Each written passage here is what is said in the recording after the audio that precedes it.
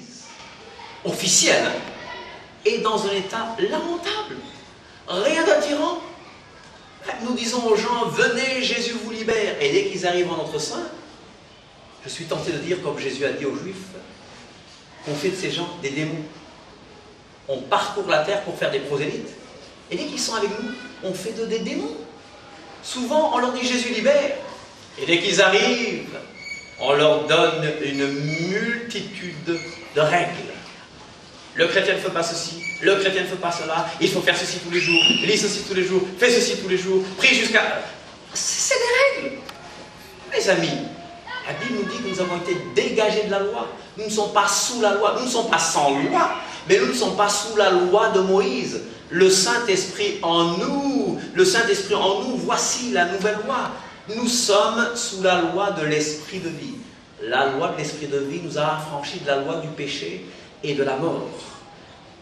Mais allez dans ce système, allez dans les églises officielles. Je dis allez, on ne va pas à l'église, vous savez, hein, on ne va pas dans quelque chose que nous sommes. Nous sommes l'église, on ne peut pas aller à l'église. Mais allez dans ces lieux de culte. Et vous verrez des choses qui ne sont pas très attirantes, qui ne sont pas très attrayantes. L'église dans le monde a besoin vraiment de revenir à ce que Dieu a laissé. L'Église doit revenir vraiment à l'Église des actes. Moi je vous dis, voilà pourquoi des millions sont en train de quitter ces églises. Malheureusement, beaucoup restent à la maison. Parce que l'Église ne peut pas être une église fictive, fantôme. L'Église, c'est vraiment... L'Église locale, c'est une église où les compagnons de Jésus se rassemblent pour faire un bout de chemin, n'est-ce pas? Pour faire un chemin ensemble. Eh bien, on va dans ce système, on n'est pas libéré. Cette église-là, c'est cette armée qui tue ses propres soldats. Quand quelqu'un tombe, au lieu de relever, on l'écrase. Cette église qui doit prêcher l'intégrité est une église qui est en train de pérenniser la corruption, l'amour de l'argent, le succès humain. Voilà pourquoi beaucoup rentrent par une porte et sortent par l'autre porte. Voilà pourquoi après les campagnes d'évangélisation, nous avons des milliers de contacts. Ces gens ne restent pas. Parce que cette église-là ne peut pas répondre aux besoins de l'homme. Parce que cette église-là parle de Christ théoriquement, mais cette église-là présente une religion. Jésus n'est pas une religion. Le christianisme, c'est la vie. Le christianisme, c'est Jésus. Le message de Jésus, c'est Jésus. Jésus était contre les religieux. Jésus était contre les religions. Qui a tué Jésus? Mais qui a accusé Jésus d'abord? C'est les religieux. C'est les religieux qui l'ont confié au pouvoir politique. Puis, les politiques l'ont confié au pouvoir militaire. Chers amis, c'est exactement ce que nous avons. L'histoire se répète. David a été persécuté par ses frères. David, qui symbolise l'onction fraîche, persécuté par ses propres frères. Joseph a été persécuté par ses frères. Peut-être que sa vision était trop grande et peut-être a été donnée de manière prématurée. Mais qui a tué Joseph? Oh, tué, théoriquement. Ils ont cherché à le tuer. Ils l'ont vendu, bien sûr, vous connaissez l'histoire. Mais ils cherchaient à s'en débarrasser. Bien sûr, ça donnait une chose merveilleuse.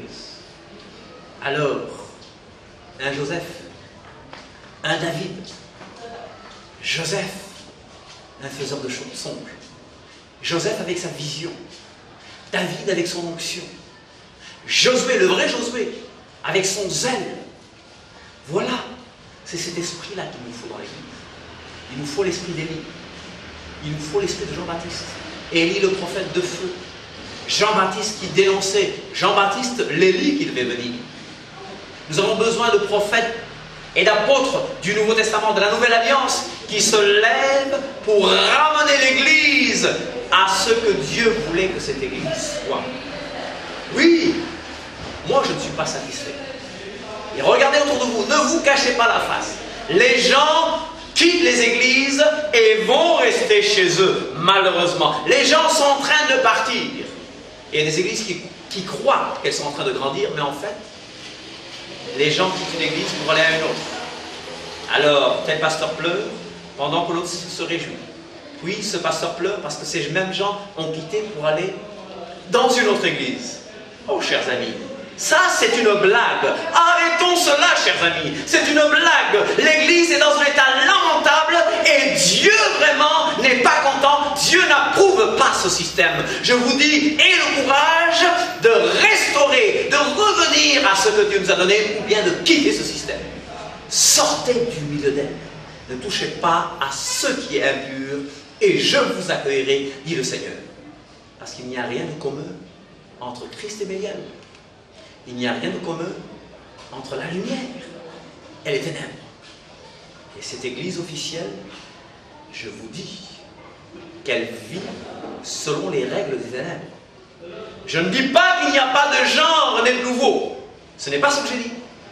Mais quand une église marche selon les plans humains, les plans du diable, ce n'est pas l'église de Dieu. Dieu a une autre église. L'église de Dieu est d'abord invisible, mais Dieu veut que l'église s'exprime de manière locale, comme elle s'est exprimée dans les actes des apôtres et dans les épîtres. Voilà l'église que Dieu veut que nous ayons, que nous vivions. Amen.